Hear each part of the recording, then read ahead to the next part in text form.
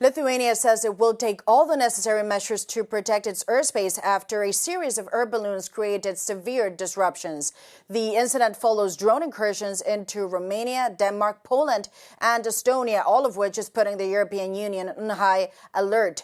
Joining us now is Lithuania's Foreign Minister Kęstutis Budrys. Sir, thank you so much for joining us on Euronews. Now, the obvious question is, was this an incident or is this the start of something perhaps more sinister, a hybrid threat?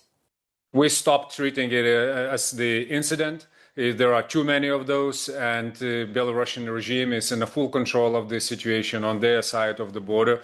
In purpose, they would see the situation different, and they would be interested in changing it. They have all the tools, and they do, as the minimum, nothing. And we were, as Lithuania, threatened very directly by Lukashenko that he will use cross-border crime as the tool to put the pressure on us. And this is another case that he is using it. That was illegal migration. Now it is the meteorological balloons.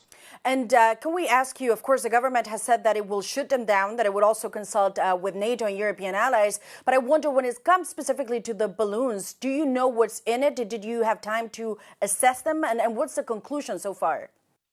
They are big meteorological balloons that are filled up with different gas, and the size of the cargo on it is up to 30, 40 kilograms. So this is a huge object in the sky. And the thing is, when they are letting them out from Belarus, and because of the wind, it goes into our airspace and it disrupts our civil aviation. So already last week, more than 100 flights were disrupted. They were reorganized or rerouted to alternative airports, and there were more than 10,000 of passengers that felt the consequences of it. And of course, it goes with another collateral damage that is done by these activities. So we know what is in there. Basically, those are the cigarettes, but the very substances of the less matter than about the carriage, the very system, the meteorological balloons in themselves.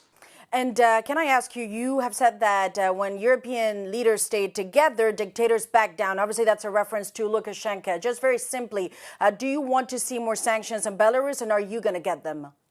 Yes, we want to see not only solidarity, that we're really thankful, and for the same political assessment of the situation, that it is the hybrid attack against one of the EU member states, and we want the sanction regime to be strengthened against Belarus. As the first step, we have to put additional criteria for sanctions. That's the hybrid activities against the EU. We haven't done it yet. It is for Russia, but not for Belarus. And then we should go through the sectors. And one of those sectors is aviation, for example. That is not yet sanctioned. And of course, all the other financial institutions. Belarusian regime has to feel consequences for the activities that they do. And it's our obligation to respond. And sir, obviously you talked about Lukashenko and Belarus, but I have to wonder, is Russia in some way connected? Because you yourself, you've talked about this very deep connection between the two of them. And in a way, Belarus is taking orders from Russia, certainly when it comes to Ukraine. So do you see a connection? And ultimately, do you believe this is a Russian strategy to create chaos in the European air traffic? We see that these are the actions of Belarusian regime right now, with the assistance and allowing the crime being organized across the border. And of course, it plays into the hand of Russia, and the consequences are the same as they are trying to impose on us with the GRU, for example, operations in our region. That is the goal, to increase the tension in society, to decrease the trust in the government, and also decrease the support to Ukraine. So it is one element from the broader strategy. But to claim right now that it is in a full coordination, we need additional data. We are not manipulating and speculating about it. That's why we're very exact when we're saying this is the hybrid and this is the Belarusian regime. Okay, so at this point, you're not making that assessment yet? Not yet. What kind of feedback are you getting from NATO? But also, what kind of questions would you like to bring to the table when it comes to NATO? We should address it as the hybrid activity. NATO also has the capabilities in countering hybrid activities, the special dedicated team, the analysis, and also some tools. So we need this assessment as the minimum. And then moving from this on, we will see what additional measures are needed for our air defense. This falls into the broader topic and spectrum of the air defense capabilities that we so badly need in the region. That is integrated air and missile defense that would be effective and deter the fighter jets that are violating our airspace. Last week, 2 fighter jets violated our airspace, NATO airspace. We need credible systems that would deter that. And also we need the specific elements that would be countering drones. Now, drones also entered our airspace. One of them was with explosives. So now we have meteorological balloons. Everything that is happening in airspace, that's the NATO responsibility. Absolutely, but the question is, and this is a follow-up question, this is NATO's responsibility, but the fact that they keep happening and in such a short amount of time, what it would signal is that whoever is doing this, I know you don't want to make the connection with Russia, and you say this is Belarus at this point, but what they seem to believe is that they get away with it because your response is simply weak. So how are you going to change that? That's the point. That's the very exact point. If we cannot deter by denial, we cannot just deny our airspace and they're entering, then we have to deter by punishment. And these leverages of punishment, these tools are sanctions, first of all. And the very exact and strong message, it is not allowed. And you will suffer damage for it, for what you're doing, because you are causing damage on our side. So this is how it has to work. And till the point when they would stop these activities. We have very good examples how we manage the situation, for example, with disrupting the critical infrastructure in the Baltic Sea, or with the drones activity. It dramatically dropped. There are no drones now entering our airspace after the Eastern Sentry operation was launched by NATO. So same with the air balloons. We have to put measures that would work for Belarus. And this is pressure, nothing else. And if you put them forward, however, do you believe there could be any form of retaliation from Belarus? Or we're going to enter now a permanent period of escalation? I think that they would review what they're doing. I won't guess around what's their goal, but they would stop doing it because if they see that there is a damage done, they cannot operate in the way as they did previously. And we will go our path till the very end, as we did with instrumentalized migration. We brought Belarus to International Court of Justice. So for these activities, we will calculate all the damage that is done, and we will also require the response from the country and also the accountability of the country that is involved there, Belarus. And, sir, you talked about the drones and anti-drones that you will need. Of course, the Commission pitched the idea of a drone wall, but that created a mixed debate, mixed reactions from your European counterparts. Some of them believe simply the European Union cannot recreate an Iron Dome. That is not objective, is not realistic. What steps, however, do you want to see from the eastern flank?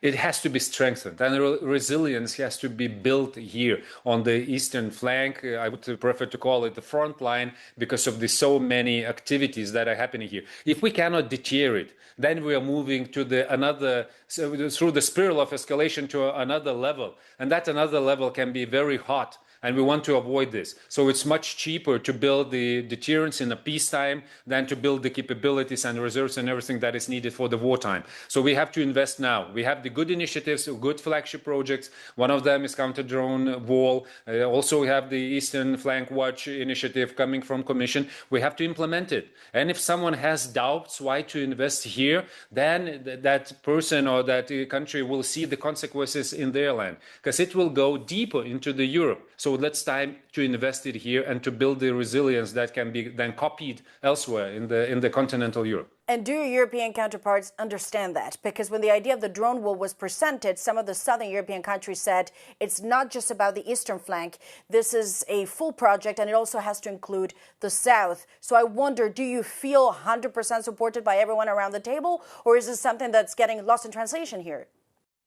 I get more and more support and understanding about it, and also solidarity with the very recent activities with the violation of the airspace. And I fully agree that it has to be 360 approach, and we have to address all the security challenges that are in front of us. But right now, an immediate challenge, an immediate threat is the airspace violation on the eastern front line. So let's address that. We need same capabilities elsewhere. I'm in support of this. And I truly believe that EU has to step up and put the money where the problems are, because we are not only the economic union. We are also a geopolitical actor with a very, very difficult neighborhood. And you talk about the money on the table. Lithuania is one of the biggest spenders when it comes to defense as a percentage of GDP. I also know you had very difficult budget negotiations. So the question that comes up every time is, should the European Union at this point present a plan for joint debt for defense? This was done in the pandemic. COVID was seen as an existential threat. Is defense not an existential threat for the European Union? Yes, we are reviewing our taxes. We are increasing spending. We are also borrowing. We are using the safe mechanism, European Union. If we will see that there are additional instruments needed, like a joint debt also for investments, that's the way to go. What else is more important than security right now? Everything else is unimportant if we cannot provide security to our citizens. And sir, I want to ask you just on this point a very final question, because there's obviously an aspect that is really about money. When it comes to Ukraine, it is now clear that Russia should pay for the damage and not the European taxpayer. All the European leaders agreed on that last week in Brussels. But there is still a question as to how to structure this reparations loan. What is your preference and what would you like to see? I heard all the arguments and all the considerations about the risks related to it, economic and financial. I was very open and addressed them all. And the conclusion was from our experts, from the legal experts, from financial experts, that we can deal with it. European Union has the instrument. The European Central Bank has the instruments and credibility and respect in international market to deal with the stability of euro. And now when we have this additional model and an additional way how to organize it through loan that would be used as the guarantee for reparation, this is even more gentle way how to implement it and reduce the risk on the individual member state, be it Belgium, and it also puts the shared burden and for the managing the risk on the all other member states, and we are ready to do this. We are ready to share this responsibility, and let's go for it. Because otherwise, actually, I do not see many alternatives here. Minister, thank you so much for your time, and thank you for joining us on Euronews. Thank you for having me.